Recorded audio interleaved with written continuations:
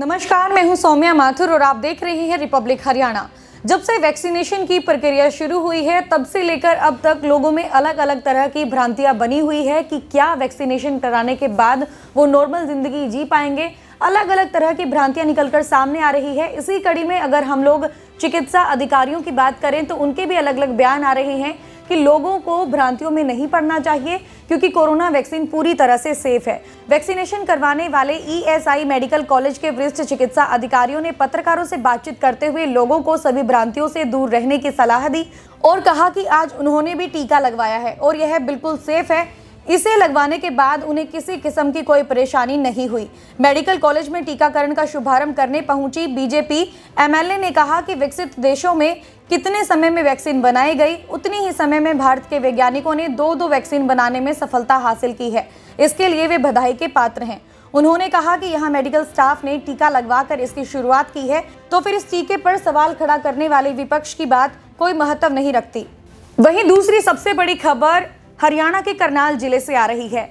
जान माल की सुरक्षा करने वाली पुलिस आज चोरों से सुरक्षित नहीं है। इसी का एक बड़ा उदाहरण आज करनाल जिले में देखने को मिला, जहां पर चोरों ने एक ही रात में चोरी की 4 वारदातों को अंजाम दिया।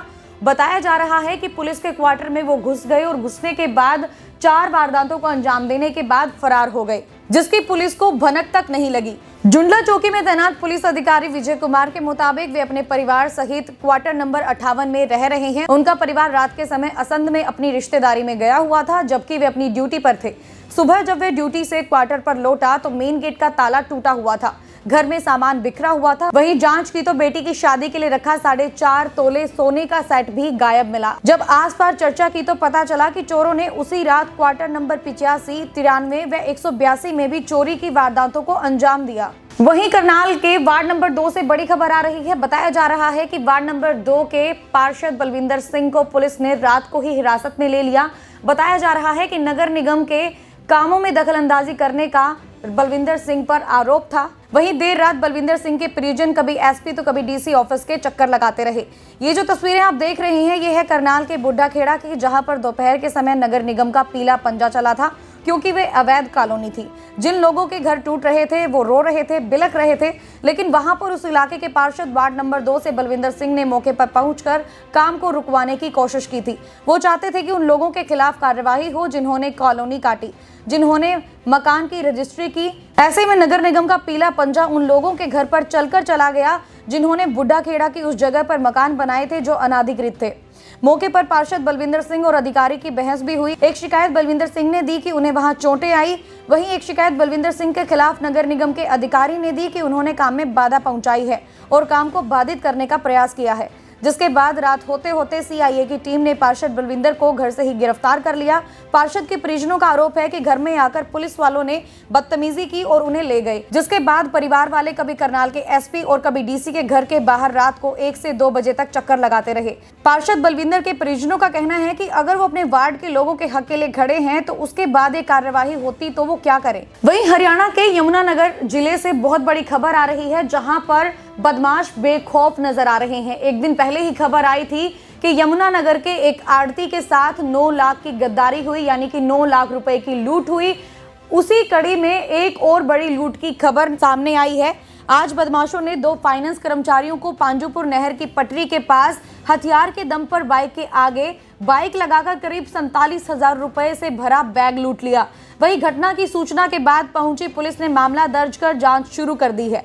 इस लूट की घटना के बाद फाइनेंस कर्मचारी शिवम और रोहित ने बताया कि वो भारत फाइनेंस में जॉब करते हैं। जब वो नहर की पटरी की तरफ आ रहे थे तो उनके पास पैसों से भरा हुआ पूरा बैग था, जिसमें किस्तों के करीब 46,000 रुपए थे, जो किस्तें इकट्ठी की थी।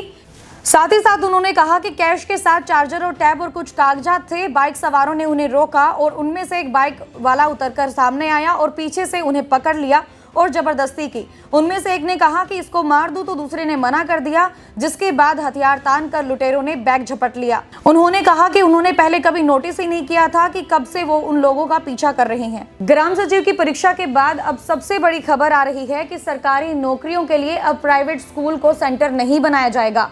बता दें कि इससे पहले जब भी सरकारी परीक्षा होती थी तो प्राइवेट स्कूलों को भी सेंटर बनाया जाता था, लेकिन अब तक जितने पेपर लीक होने के मामले सामने आए हैं उनमें से ज्यादातर प्राइवेट स्कूल व कॉलेजों के सामने आए हैं। हरियाणा स्टाफ सिलेक्शन कमीशन द्वारा ग्राम सचिव की परीक्षा को रद्द करने के बाद यह बड़ा फैसला लिया गया है। ग्राम सचिव की परीक्षाओं का पेपर प्राइवेट स्कूलों में बने सेंटरों में लीक हुआ है।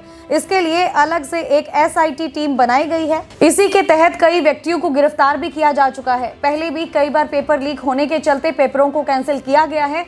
जानकारी से पता चला कि जितने भी पेपर लीक हुए हैं उनमें ज्यादातर प्राइवेट स्कूलों का हाथ है, जिसके चलते सरकार ने फैसला लिया है कि भविष्य में किसी भी सरकारी परीक्षा का सेंटर प्राइवेट स्कूलों व कॉलेजों में नहीं बनाया जाएगा। CBSE की 10वीं व 12वीं कक्षा की परीक्षा को लेकर बड़ी खबर आ रही है कि 10वीं व 12वीं की परीक्षा 4 मई से शुरू होगी और 10 जून तक चलेगी। आपको बता दें कि बोर्ड परीक्षा के साथ साथ प्रैक्टिकल परीक्षाएं भी 1 मार्च से शुरू हो जाएंगी। इसकी जानकारी हाल ही में शिक्षा मंत्री ने दी। आपको बता दें कि इसी बीच शिक्षा मंत्री रमेश पोखरियाल ने सोमवार को कहा कि छात्रों को केवल अपनी CBSE बोर्ड परीक्षा और CBSE बोर्ड के पाठ्यक्रम 2021 पर आधारित अन्य परीक्षाओं के लिए संशोधित पाठ्यक्रम को पढ़ना होगा। JEE और नीट जैसी प्रतियोगी परीक्षाओं में भी केवल उसी भाग से जुड़े प्रश्न पूछे जाएंगे। स्कूल खुलने पर हरियाणा सरकार ने बड़ा फैसला लिया है कि स्कूल फरवरी माह में 6ठी से 12वीं तक की कक्षाओं के लिए खोले जाएंगे।